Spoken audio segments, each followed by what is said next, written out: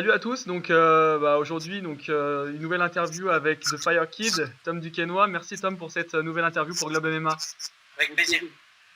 Tom, alors là t'as défendu avec succès ta ceinture featherweight du BAMA, donc c'était au BAMA 22 contre Brendan Loughnane en Irlande à Dublin en main event. Donc t'as eu cette victoire à la décision. C'était une décision partagée. Moi, pour avoir vu le combat, il me semble pas que c'était une décision partagée, mais bon, je dois pas avoir le même avis que les juges. Toi, quel est ton avis là-dessus? D'ailleurs, on a pu voir à la fin du combat, tu vois, le public était pas content, etc. Ça sifflait. On a vu ton papa d'ailleurs un peu réagir quand on voyait qu'il était un peu remonté, tout ça. C'est quoi ton avis là-dessus, là, par rapport au combat? Je pense que j'ai gagné dans le sens où j'ai scoré plus que lui. Ouais. Parce qu'à part le moment où j'étais sonné au début, où je fais l'ascenseur, il n'a rien non plus, il n'a pas proposé quelque chose de concret. Donc je pense que j'ai gagné le combat parce que j'ai bien mené au point.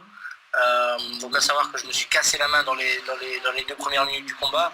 Ah ouais. Donc après c'était plus gérer le combat et le remporter plutôt que d'essayer de le mettre KO, etc. Parce que j'étais diminué avec la main, même si avec l'adrénaline on le sent moins. Mais pour finir, la radio, ça montrait que c'était cassé, donc je me suis cassé ça les 2 premières minutes. Donc il a fallu continuer donc 13 minutes de combat comme ça. Et je pense que ça n'a pas amélioré le tout. Et puis voilà, ça n'enlève rien que lui, il a fait une grosse performance, dans le sens où il était prêt mentalement comme physiquement, et il était vraiment là pour le titre. Maintenant, quand tu as une décision partagée, je pense avoir gagné. Maintenant, mon côté perfectionniste me fait me dire que, même si j'avais la main cassée, donc c'est encore autre chose, mais j'ai gagné, mais je ne l'ai pas battu comme j'aurais pu le faire, j'aurais voulu le faire si j'avais eu la main à 100%. C'est à quel moment que tu te casses la main? C'est sur quelle séquence de combat? Je pense que les 3 dernières minutes du premier, où je lui envoie un crochet et un peu dans son cou, et c'est le doigt qui tape. Je crois que c'était peut-être 15 secondes après qu'il m'ait touché. D'accord, ok. Ah ouais, purée. Et ça, j'imagine, la douleur pendant le combat, dans ces cas-là, comment ça se passe? Tu limites les coups avec cette main-là parce que tu as de la douleur? Qu'est-ce que tu ressens à ce moment-là, tu vois, pour le reste de ton combat? Comment tu gères ton combat? Tu sens que tu n'es plus qu'à 70%. D'ailleurs, tu peux voir au premier round, ça a été, mais entre le premier et le deuxième round, je regarde ma main, je vois que c'est bizarre, c'est pas déboîté, mais je sens qu'il y a un truc, tu vois, je sens que c'est cassé. Et du coup, je continue, je continue, et puis après on gère, quoi, tu vois, les combattants, il y avait un titre en jeu, toi t'as pas forcément envie de faire un no contest là-dessus, donc je continue, et puis à partir de là, voilà, gagner, sans pour autant, tout en se préservant, quoi, tu vois, pas trop se jeter, parce que t'es pas à fond, t'es pas à 100%, donc tu gères, quoi, donc on a géré, quoi. Et c'est la première fois que tu te casses une main ou pas, ou... Ouais, c'est la première blessure tout court que je me suis fait en combat. Tu vois, j'ai jamais été blessé de ma vie. C'est la première opération aussi en même temps. Donc la première, on a le droit, il y a une première à tout, et là c'était la première blessure de ma carrière. Donc ouais, les moments forts dans le combat, donc effectivement, comme tu disais là au premier round, c'était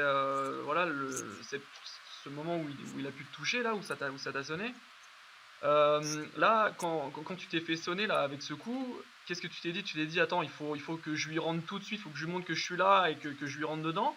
Ou tu t'es dit, attends, non, il faut que je temporise, que je récupère? Et parce que moi, en fait, quand ça t'est arrivé, quand j'ai vu ça, je pensais en fait à Georges Saint-Pierre contre Matt Serra. Quand il s'était fait sonner, il a voulu revenir, etc., revenir très fort, et c'est là en fait où il s'est exposé, et il disait que c'était la grosse erreur, c'était quand tu te fais toucher, c'est pas de vouloir te prouver que t'es là et que tu peux rendre très fort, quoi. Et je me suis dit, putain, j'espère que tu vas pas faire cette erreur-là, et donc toi, c'était quoi dans ta tête, en fait? Comment ça s'est passé à ce moment-là? Il faut faire attention à l'ego, justement. Je me suis fait toucher, c'est de ma faute, donc après tu tournes, tu récupères, et puis tu remontes au charbon comme tu fais 100%, plutôt que partir dans un truc, dans un ego trip où après le mec il va être dans une politique de te finir, donc ce sera une chance sur deux, donc tu peux pas, alors que tu es supposé être en avance, tu peux pas à un moment donné laisser le combat filer comme ça, tu vois. Donc non, à partir de là, j'ai tourné, j'ai récupéré. Après, une fois que j'étais bien, je suis reparti. Voilà, fin du round. Et puis si tu gères, c'est aussi l'occasion, parce que lui, il va être dans une politique de vouloir te finir comme il t'a touché. Ouais. Et justement, si tu es malin à ce moment-là, tu peux récupérer, mais être prêt pour le contrer. Et à ce moment-là, tu peux bien le toucher, parce que lui, surtout mon adversaire, tu vois, il a dû se dire, c'est le moment ou jamais. Donc rester vigilant, rester lucide. Il y a ce moment fort aussi, je crois que c'est au deuxième round, où à un moment donné, tu mets un coup de genou, je crois qu'il est dos contre la cage, tu mets un coup de genou, mais qui passe, qui le frôle. C'était très très chaud. Je me suis dit, tu vas le mettre KO, et finalement, tu réussis à lui mettre un coup de genou sauté, là, qui le touche. Par contre, ça, c'était, je crois, au troisième round. Putain, ouais, une belle inspiration. Et on voit qu'il a la tête dure parce qu'il tombe pas avec ce coup de genou sauté. Ouais, en plus, ouais, ça signe bien là la fin des morts que je vais pouvoir croiser chez les 65 kilos. Les mecs sont peut-être. Il y avait le commentateur anglais, David Hay, l'ancien champion de boxe, qui disait que Brennan il devait peser le jour du match entre 7 et 10 kilos de plus. Je pense pas que ce soit autant, mais il y avait quand même peut-être 7 kilos en plus. Et tu le sens, surtout dans les derniers. Tu le sens dès le début, mais surtout dans les dernières secondes du combat où il faut physiquement que tu sois là. Et où tu le sens, quoi. Les mecs sont lourds. D'où ma descente chez les 61 kilos à partir de maintenant pour le reste de ma carrière. Ouais, donc ça, c'est ce que tu as annoncé au micro à la fin du combat. Donc là, maintenant, tu descendais chez les bantamweight. Ouais, voilà ce qui était prévu depuis 3 mois, comme j'avais fait le tour un peu, que ce soit avec mes coachs américains ou mes coachs français. Mon cercle proche de personnes. On s'est dit ça il y a 2-3 mois, il faut dernier combat, tu gères, et puis après on se met en 61 kilos, comme ça je pourrais m'habituer déjà à cutter, je pourrais avoir les sensations du combat avant même de faire mon entrée à l'UFC, tu vois. D'accord, donc là ça va se passer comment? Donc là il te reste encore 3 combats sur ton contrat du BAMA. C'est ça, ouais, avec le prochain qui commence chez les 61. On ne sait pas encore si ça va être pour le titre. Je pense que ça va être direct un title shot. Oui. Comme ça, je peux faire. Promotionnellement, c'est bien faire une unification de titres. Avoir, tu vois, si tu as deux du monde, un dans chaque KT, et tu vois, c'est bon, quoi. Tu vois, comme je te dis, pour mon plan de carrière, c'est bien parce que ça m'oblige déjà à savoir cutter.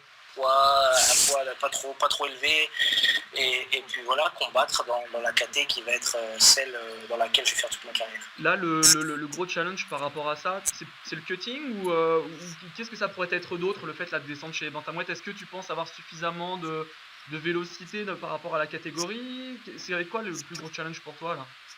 Du moins les plus gros challenges. Par rapport à mon cutting actuel et à ma diététique actuelle, je vais devoir taper peut-être 3 kilos de plus en diététique, ce qui va être bien. Okay. Et puis peut-être aussi 3 kilos, 2 kilos en plus, donc 5-6 kilos de cutting. D'accord. En tout, ça fera 10. Voilà, donc ça va encore au final, hein, parce que moi, mon poids, je stagne à 70-72. Pas maintenant, je suis un peu gras parce que c'est un peu la cheat week, mais sinon je suis à 70 poids de forme. Donc ça reste du 9 kg, ce qui est encore gérable. Plus, par exemple, je pourrais jamais faire 57 là-bas. Ouais. Donc là, tu t'es fait opérer là il y a quelques jours, dans une clinique à Paris. T'en as pour combien de temps là maintenant là pour ce qui est de la rééducation, et dans combien de temps on pourrait te revoir combattre? Je vais voir mon chirurgien au fur et à mesure. Dans tous les cas, normalement, ça devrait être pour 1 mois et demi, sans compter la rééduque.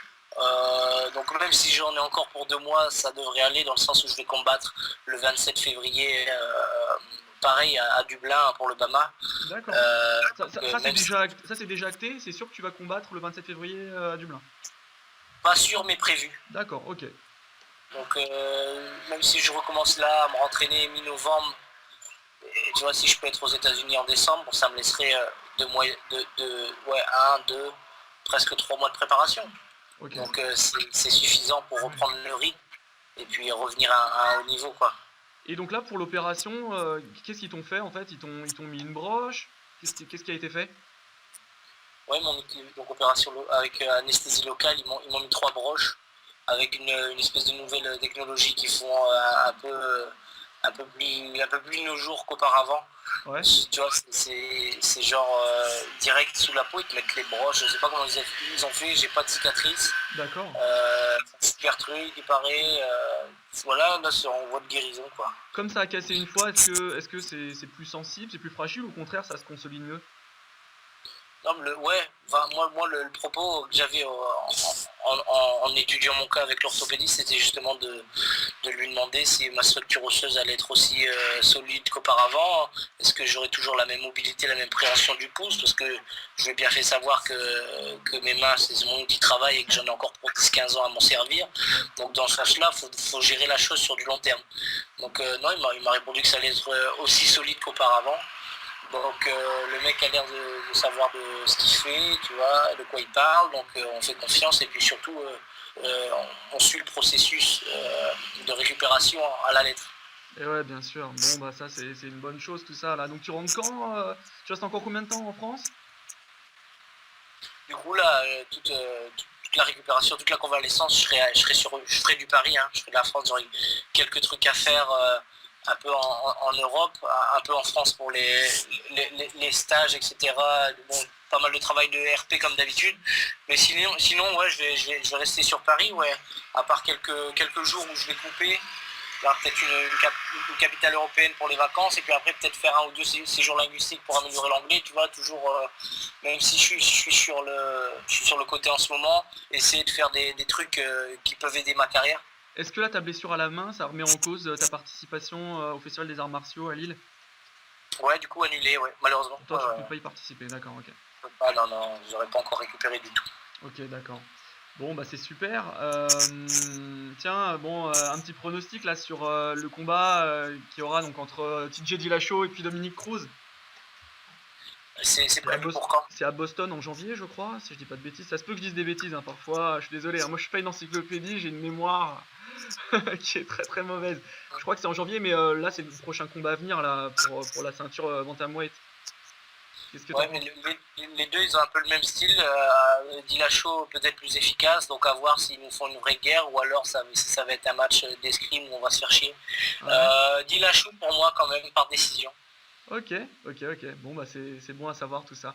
Bah écoute, on est très content bah, pour cette victoire, hein. T'as réussi à défendre avec succès cette ceinture featherweight du Bama. On te souhaite bonne chance là pour la suite, une bonne convalescence pour ta main. Et on a hâte de te voir du coup là pour ce nouveau challenge là chez les bantamweight.